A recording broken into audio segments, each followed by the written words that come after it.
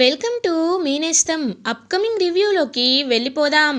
జగదాత్రి కేదార్ని ఇంటి వారసుడిగా ఇండైరెక్ట్గా ఒప్పుకున్నందుకు కమలాకర్పై కోప్పడతారు వైజయంతి, యువరాజ్, నిషిక. కానీ కమలాకర్ మాత్రం పాపం చాలా అంటే చాలా హ్యాపీగా ఫీల్ అవుతూ వాళ్ళు ఈ ఇంటి వారసులను మీరు ఒప్పుకోకపోయినా అదే నిజం కదా వదిన అని చెప్పేసి అక్కడి నుండి వెళ్ళిపోతారు. ఏంటో మరిది ఎందుకు ఇలా మారిపోయాడో తెలియటం లేదని అక్కడి నుండి వెళ్ళిపోతారు వైజయంతి వాళ్ళు కూడా. ఇది ఇలా ఉండగా మార్నింగ్ అవుతుంది. జగదాత్రి కేదార్ అందరినీ పిలిచి హ్యాపీగా అందరికీ టిఫిన్ వడ్డిస్తూ ఉంటే ఆదిలక్ష్మి అదంతా చూస్తూ చాలా ఇరిటేటింగ్గా ఫీల్ అవుతుంది.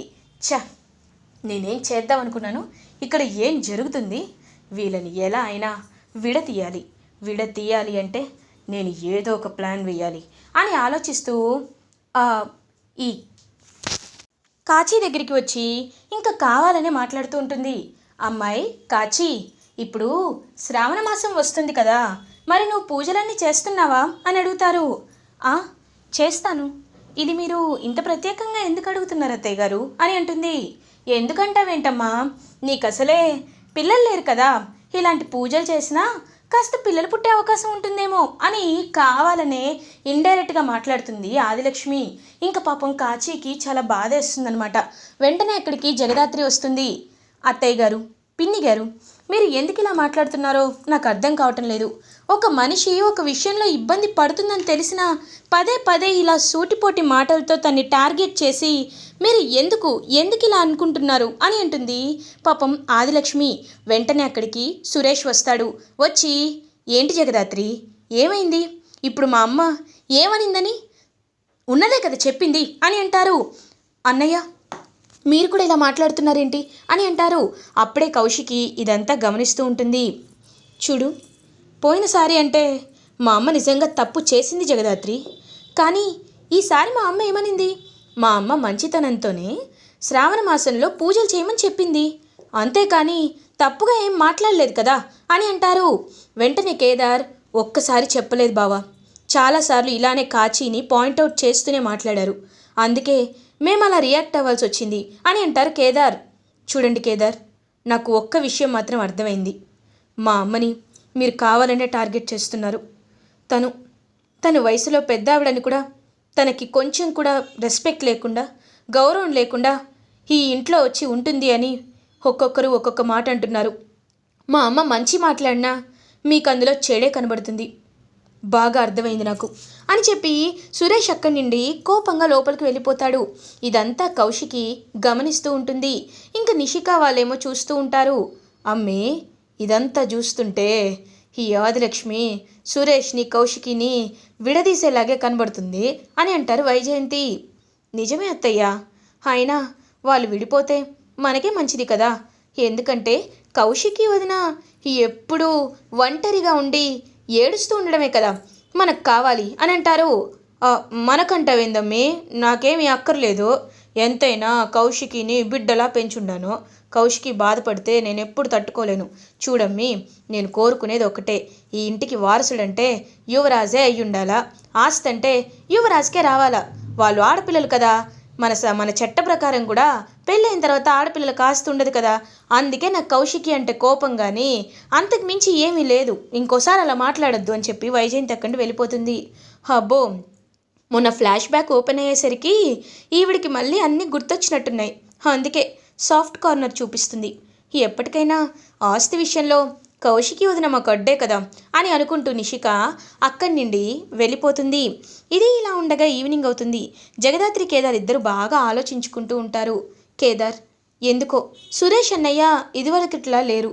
ఒకప్పుడు దేనిలో అయినా పాజిటివ్నెస్ వెతికే సురేష్ అన్నయ్య నేను అందరి ముందు వీడియో చూపించినప్పుడు చాలా బాధపడ్డం, అండ్ అది మాత్రమే కాకుండా తను ముభావంగా ఉండడం, ఏదో విషయంలో ఏదో అలా ఉండడం, ఇదంతా చూస్తుంటే నాకు నిజంగా చాలా అంటే చాలా డౌట్గా ఉంది అని అంటారు.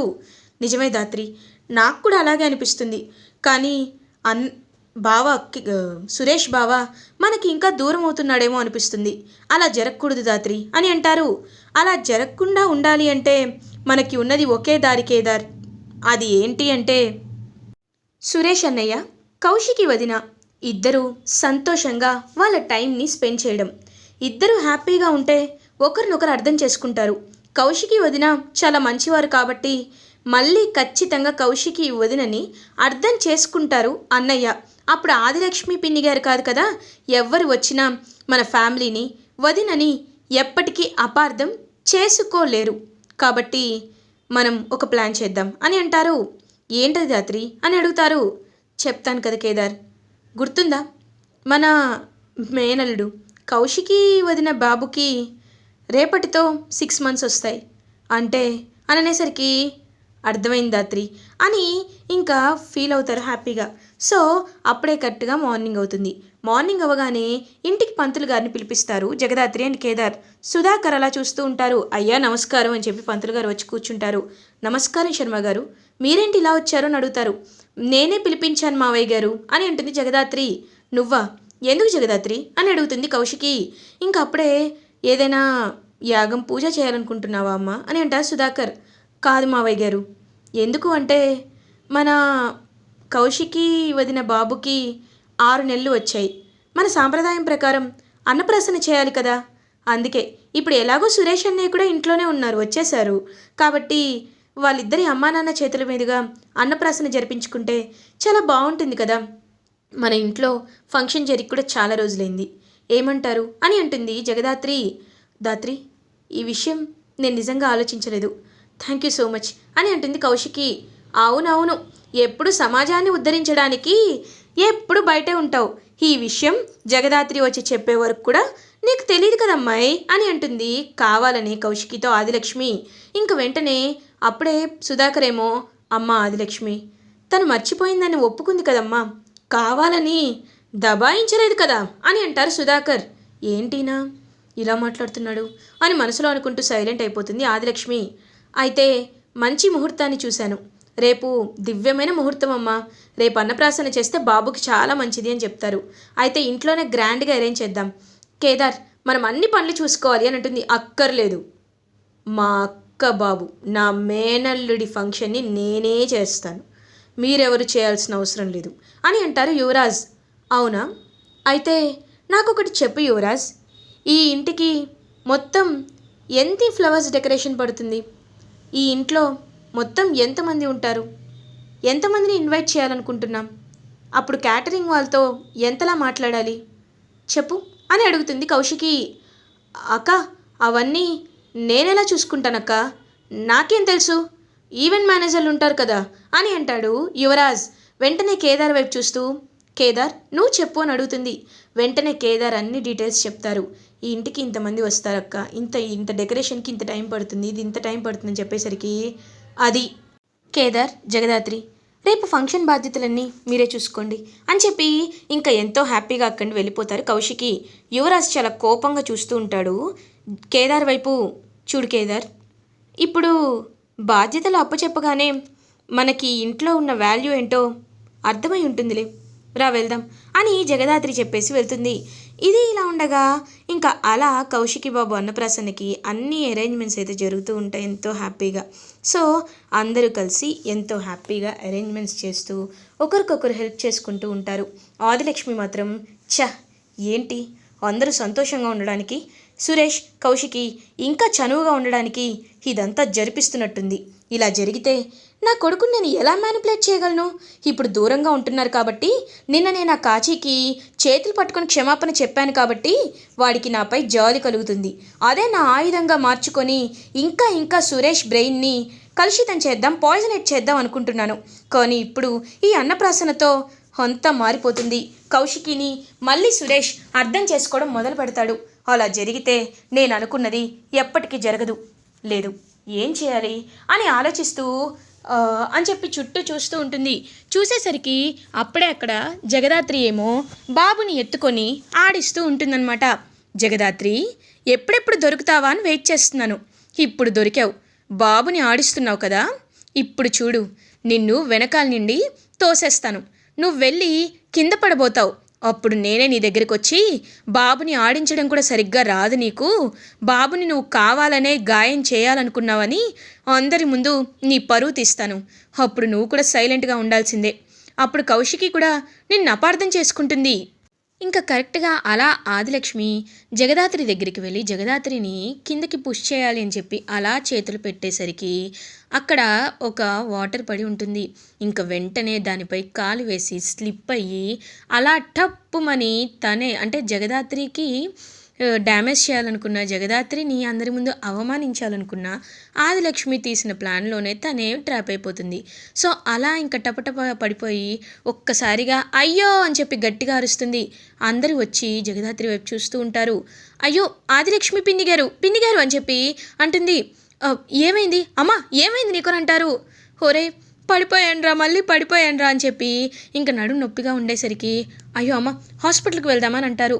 వెంటనే ఇప్పుడు ఫంక్షన్ ఉంది కదా బాబు, ఇంటికి పిలిపిద్దాంలే, డాక్టర్ ఇంటికి వస్తారు మనకు తెలిసిన వాళ్ళే అని చెప్పి ఫ్యామిలీ డాక్టర్ని ఇంటికి పిలిపిస్తారు. ఈవిడ వయసు కొంచెం పెద్దది కదా, కాబట్టి ఆవిడ బ్యాక్ బోన్ కొంచెం టిల్ట్ అయింది, మీరు జాగ్రత్తగా చూసుకోవాలని చెప్పి ఇంకా మొత్తం పొట్ట చుట్టూ కూడా బెంట్ వేసేసి టెంట్ వేసి అక్కడి నుండి వెళ్ళిపోతారు. ఇంకా వెంటనే ఆదిలక్ష్మి ఈ జగదాత్రిని ఏం చేయాలనుకున్నా అది నాకే రివర్స్ అవుతుంది, ఏంటిది అని అనుకుంటూ అక్కడి నుండి వెళ్ళిపోతుందనమాట ఆదిలక్ష్మి. ఇంకా అలా కౌశికి బాబు అన్నప్రాసన్న అయితే ఎంతో అంటే ఎంతో హ్యాపీగా జరుగుతూ ఉంటే అదంతా చూస్తూ జగదాత్రి కేదార్ ఎంతో హ్యాపీగా ఫీల్ అవుతారు. దాత్రి ఫ్యామిలీ అందరూ చూసావా ఎంతో సంతోషంగా ఉన్నారు, అందరూ కలిసి మన మేనల్లుడి బారసాల అన్నప్రాసన్ని ఎంత బాగా జరిపిస్తున్నారు. ఒక మనిషికి తన ఫ్యామిలీ కంటే తన ఫ్యామిలీ సంతోషం కంటే ఇంకేం కావాలి దాత్రి అని అంటారు.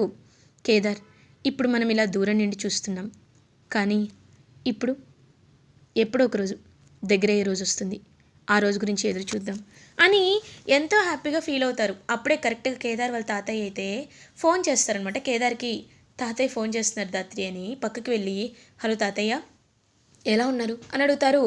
నేను బాగున్నానురా, అవును నీ మనవరాలు నా మనవరాలు అదే నీకు చెల్లెలు ఉండుంటుంది అన్నావు కదా, ఆ విషయం ఎక్కడి వరకు వచ్చిందిరా అని అడుగుతారు. ఇంకా కేదార్ వాళ్ళ తాతయ్య అదే ఆలోచిస్తున్నాను తాతయ్య, నాకు కొన్ని కేసెస్ ఉండడం వల్ల నేను సరిగ్గా దానికి టైం స్పెండ్ చేయలేదు, ఇప్పటి నుండి అదే పనిపై ఉంటాను అని చెప్పి పాపం ఎంతో హ్యాపీగా కాల్ కట్ చేస్తారు. ఏమైంది కేదార్ అని అంటారు. అదే దాత్రి నా చెల్లెలు ఎక్కడుందో మనం వెతకాలి అనుకున్నాం కదా, దాని గురించే తాతయ్య అడుగుతున్నారు అని అంటారు. ఖచ్చితంగా నీ చెల్లెలు ఎవరో మనం ఖచ్చితంగా తెలుసుకుందాం కేదార్ అని ఇంకా స్ట్రాంగ్గా ఫీల్ అవుతుంటే అప్పుడే కరెక్ట్గా శ్రీవల్లి వచ్చి అన్నయ్య అని పిలుస్తుంది. శ్రీవల్లి వైపు చూస్తూ ఉంటారు పాపం హ్యాపీగా జగదాత్రి కేదార్. అన్నయ్య ఏంటమ్మా శ్రీవల్లి అని అంటారు. అందరూ అక్కడుంటే మీరు మాత్రం ఇక్కడేం చేస్తున్నారన్నయ్య అని అడుగుతుంది. ఏం లేదమ్మా అని అంటారు. అన్నయ్య నేను నీకొకటి చెప్పచ్చా, చిన్నప్పటి నుండి అనాథగా పెరిగాను, నిన్ను చూస్తే నాకు చాలా అంటే చాలా సంతోషంగా అనిపిస్తుంది అన్నయ్య, ఎప్పుడు నాకు నువ్వు వేరే వాళ్ళ అనిపించవు, సొంత అన్నయ్యలాగే అనిపిస్తావు, కాబట్టి నేను నీకు ఒకటే చెప్పాలనుకుంటున్నాను, ఇంకొద్ది రోజుల్లో రాఖీ వస్తుంది, ఆ రోజు నేను నీకు రాఖీ కట్టచ్చా అని అంటుంది. నువ్వు కట్టకపోతేనే ఇంకా కేదార్ ఫీల్ అవుతాడు శ్రీవల్లి అని అంటుంది జగదాత్రి నవ్వుతూ. అవును ఖచ్చితంగా అన్నయ్యకి నేను రాఖీ కడతానని చెప్పి పాపం ఎంతో హ్యాపీగా అక్కడి నుండి అయితే వెళ్ళిపోతుంది. కేదార్ ఈ రాఖీ రోజు ఖచ్చితంగా నీ సొంత చెల్లెలు ఎవరో కూడా మనం తెలుసుకుందామని చెప్పి ఒక టార్గెట్ అయితే ఫిక్స్ చేసుకుంటారు జగదాత్రి అండ్ కేదార్. ఇంకా అలా కౌశికి బాబు అన్నప్రాసన్న అయితే ఎంతో అంటే ఎంతో గ్రాండ్గా జరుగుతుంది. సురేష్ అండ్ కౌశికి ఇద్దరు కలిసే ఆ ఫంక్షన్ని హ్యాపీగా జరిపిస్తారు. ఇంకా బాబు ఆడుకుంటుంటే కౌశికి అండ్ సురేష్ ఇద్దరు కలిసి బాబుని ఆడిస్తూ ఉంటారు. ఇంకిద్దరు ఒకరినొకరు చూసుకుంటారు. సారీ కౌశికి, నేను తప్పుగా అర్థం చేసుకున్నాను అని అంటాడు సురేష్. సురేష్ ఎప్పటికైనా గుర్తుపెట్టుకో, నేనెప్పుడు మారలేదు, నీ ఆలోచనలే మారుతూ ఉంటాయి అని చెప్పి ఇంకా అలా పాపం చూస్తూ ఉంటే ఇద్దరు ఒకరినొకరు చూసుకుంటూ ఉంటారు. అదంతా దూరం నుండి చూస్తూ ఇంకా నిషిక చాలా జెలస్గా ఫీల్ అవుతుంది. యువరాజ్ దగ్గరికి వస్తుంది. చూడు వాళ్ళిద్దరూ ఎంత హ్యాపీగా ఉన్నారో, అది ప్రేమ అంటే, నువ్వు ఎప్పుడైనా నాతో ప్రేమగా ఉన్నావా అసలు యువరాజ్ అని అంటుంది. ఏంటి నిషి ఇప్పుడు నీకేం కావాలి అని అడుగుతారు. ఏం కావాలంటున్నావేంటి, నేనేం అడుగుతున్నాను నీకు అర్థం కావట్లేదా అని అంటారు. ఏమో నాకేమీ అర్థం కావట్లేదు అని అక్కడి నుండి వెళ్ళిపోతాడు యువరాజ్. అప్పుడే కరెక్ట్గా ఇంక తనైతే సోని అయితే కాల్ చేస్తుంది. హలో సార్, ఏం చేస్తున్నారు, ఇవాళ ఫంక్షన్నా? ఈ ఆఫీస్కి రాలేదు అని అంటారు. అవును, ఇవాళ ఫంక్షన్ కాబట్టే ఆఫీస్కి రాలేదు అని అంటారు. సార్, రేపు సండే కదా, కాబట్టి మూవీకి ఏమైనా వెళ్దామా అని అడుగుతారు. మూవీ కంటే అనేలోపు, సార్ మీరు నాతో మూవీకి వస్తున్నారు అంతే అని చెప్పి కాల్ కట్ చేస్తుంది. యువరాజ్, నువ్వు ఇంకా పూర్తిగా నా ట్రాప్లో పడిపోతావు అని చెప్పి క్రూయల్గా నవ్వుకుంటుంది సోనీ. ఇలా ఎపిసోడ్ ఎండ్ అవుతుంది. ఫర్దర్ ఎపిసోడ్ రివ్యూస్ ముందుగా మీకు కావాలి అనుకుంటే మా ఛానల్ని సబ్స్క్రైబ్ చేసుకోండి. Thanks for watching.